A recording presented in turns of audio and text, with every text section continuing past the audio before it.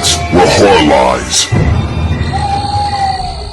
Hey, I'm Sam. I'm your Thursday guy for BodyBags, and this week I am doing The Evil Within, also known as the storyteller. Backstory before I talk about the movie, because I loved the movie. The movie was great. It was phenomenal. I loved it. Everything was great about this movie. Oh my god, you gotta watch it. It's on Tubi. There's ads. It's an hour 40, but come on, go watch it. So, backstory. Guy's like 34 years old in 2002 and is like, I want to make this movie. I'm gonna make a movie. He goes and tries to make this movie, and every 2-3 years something happens and he has to stop. Either it's funding or something, right? And it's like, it stops, and then a year or two later gets back on, and then 3-4 years later, whatever, right? Same cycle until 2015, where unfortunately he ended up passing away, with the producer finishing the movie up and then releasing it in 2017. So it took 15 years to make this movie, and I'm just thinking to myself, after watching this movie and then hearing that, I'm like, wow, that's what I might do that. Make a movie, take 10 years to like do everything I want with it. Sorry. And then release it, and it'll be the best thing ever. But anyways, sorry about that. Anyways, point. Great movie. I'm gonna talk about this story. So if you don't want to know about the story without watching this movie, go watch this movie. Go watch them. It's 100% worth it. It's really good. I loved it. It's really good. You gotta watch this movie. Trust me. I'm gonna talk about this movie now. So, you got this mental guy. I'm gonna call him Mental Kid because I've been doing that for like the past 20 minutes. He's like in his 30s, but I'm calling him the Mental Kid. And his older brother, who has a girlfriend, and the older brother and girlfriend have problems. Like, she wants him to leave his brother, to leave the Mental Kid in some like hospital or whatever, so that they can live their life, because like ever since, you know, something happened when they were younger, which I'll tell you later, because it does not say anything until the end of the movie, and it's like, whoa, when they say it. Anyways, Mental Kid's had these nightmares since he was 4, okay? 4 years old, 5 years old, whatever, had these wicked nightmares. Terrible. It's unfortunate. Now, given at first it wasn't that bad, but it's like he shows, like, the very beginning of the movie, the first scene is, like, his very first nightmare he had. And then the next scene, or next shot, is, like, it's like, now let me show you what I dreamt last night. It's like, oh my god, it's so different. It's so freaky. Oh my god. Ugh, disgusting. Ugh. Anyways. And let's just say, after this last nightmare he had, things go to crap. At least for him. Not for anyone else, but for him. Because let's just say he starts talking with it. Now, he doesn't realize that at first, because it's like he's talking to himself, which himself is actually it, which we'll call Mr. Demon. You see, Mr. Demon's not a very nice guy, except he's pretending to be a very nice guy, so he can influence our boy, the Mental Kid. So Mr. Demon's like telling him, you know, through himself. So it's like so Mental Kid's looking in the mirror, he sees himself, he thinks he's talking to himself, he's talking to the demon, okay? He's talking to Mr. Demon. Mr. Demon's like, hey, no one believes you. No one thinks that you're strong enough. No one thinks you're smart enough. No one thinks you're this or that. Go kill a cat. Go kill a dog. Prove to the world, because killing's not bad. You eat meat, you're good. He kills a cat. Ends up killing a couple cats, a couple dogs. It's really sad, except you don't see it, so that's the good news. The bad news is that it won't stop. Mr. Demon's telling the Mental Kid, hey, go kill a kid. It's like, what? No, I can't kill a kid. You gotta go kill the kid, or I'll bring the nightmares back. So he ends up killing the kid. Doesn't show it, but he does show the bodies later, which is like the kind of thing. Now, before I continue, he's been into carpentry ever since he started talking to Mr. Demon, and you don't really know. Okay, maybe he's cutting up the bodies for some reason. Maybe he's doing this or that, but you'll see later in the movie, oh my god, what he's gonna do. And let's just say, it's not like Pieces. It's not like Pieces. It's much different, much different.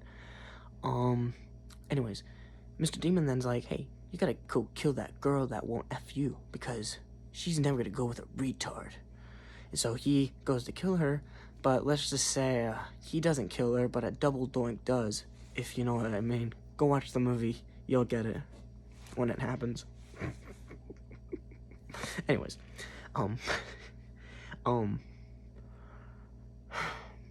then Mr. Demon's like, hey, You gotta kill the ones you love the most. You gotta kill your family. You gotta kill your friends. You gotta do this, do this. And once again, before I continue, there's this mirror, right? He has a mirror right here, and the mirror behind him, so there's like infinite amounts of him and it. The demon, Mr. Demon. And so after each time they're talking, it seems like the demon's getting closer and closer and closer. By the time to this next point where he's like, I don't want to kill my friends, I don't want to kill her, I don't want to kill my brother, etc. He's like right there essentially. And it forces them to switch places. So the demon's in the real world, while our mental kid's in Mirrorland. Unfortunately for him. It's tough. Anyways. And that's when, like, that's when the demon starts killing, like, everyone it sees kind of thing. And so, by the time it's close to the ending, all the main characters that are left is the demon in the shape of mental kid and the brother. And what you end up finding out is that when mental kid was like 4 or 5 years old, he was the smartest kid alive. He was the smartest kid out there. It was like, oh my god, this is young freaking Sheldon. And him and his brother, who's about 2-3 years older than him, get into some kind of fight. So, whatever the fight was about, whatever, right? Which might not even be the case because it's something else you see later, but I won't get into that. You'll just have to watch the movie if you want to know what I'm talking about. They get into a fight, he punches him, and mental kid falls down the stairs, and next time he comes to, because he's out for an hour, he's dumb. Can't read, can't tie his shoes, and once he does, he's like... But seriously, it was sad when that happened, because it's like, oh my god, dude, because then you start wondering, alright, so by the time the movie's over, you're like, okay, what's going on? But before I get there, I gotta go back. He ends up killing the brother. He doesn't really kill the brother. The brother more likely kills himself. But the whole scene, like right before that, oh my god, it reminded me so much. I'm not gonna say this scene. You have to watch for yourself.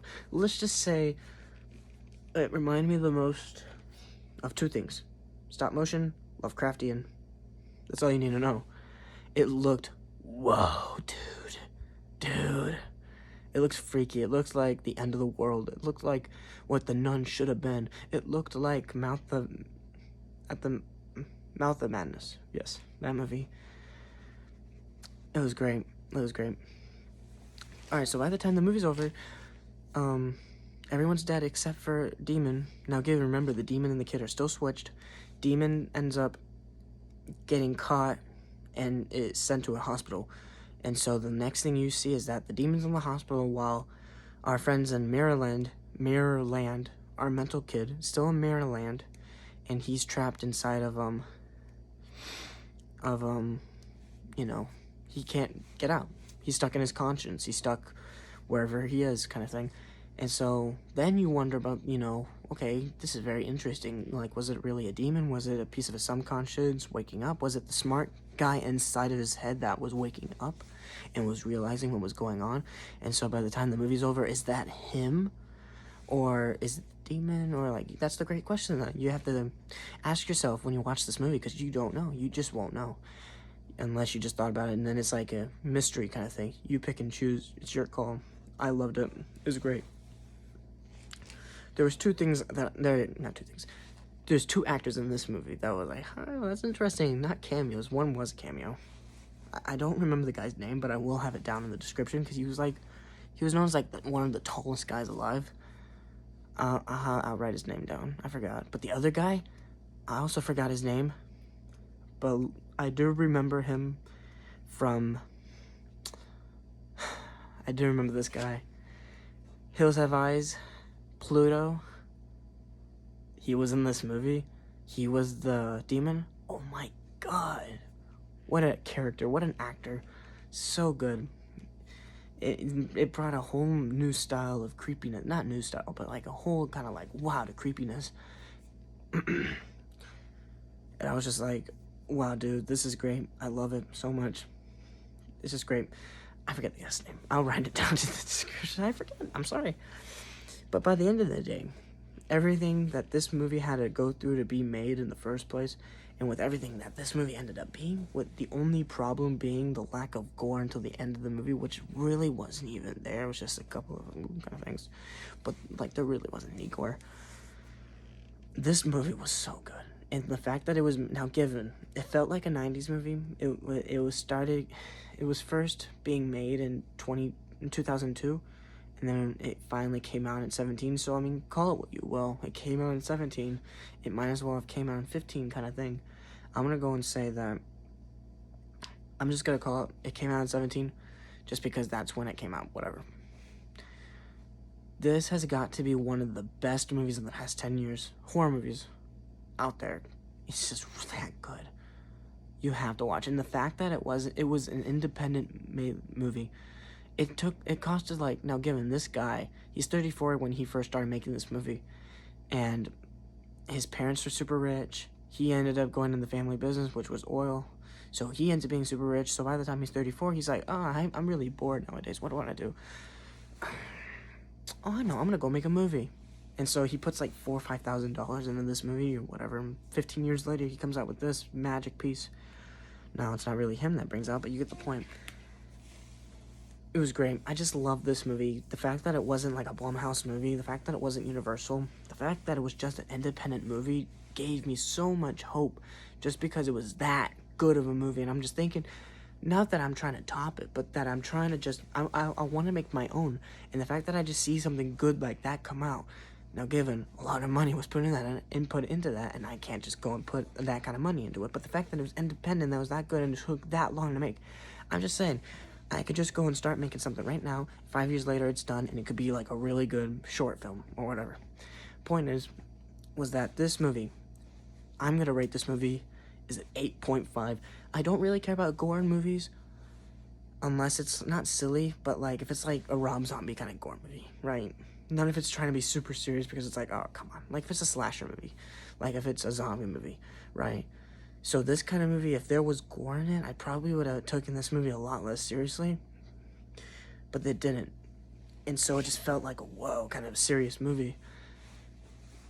It may not make sense, but if you go and watch the movie, I think you will understand. The point in which I'm trying to say is that this was just a really good movie. 8.5 out of 10, maybe even higher if I watch this again and get more context on it. But definitely watch this movie. It was really, really good. You gotta go watch it. I mean, like, there's no question. Go watch it right now. It might be 1, 2, 3 in the morning. Go watch it. I don't care. Go watch it. Anyways, I'm Sam. I'm your Thursday guy for BodyBags. I chose to do The Evil Within, also known as The Storyteller. I gave this movie an 8.5, and it might go up maybe the next time I watch it, because this is the kind of movie I might just watch again just because it's that good. But not too soon, because obviously it's a little serious. And I'll see you next week. Goodbye.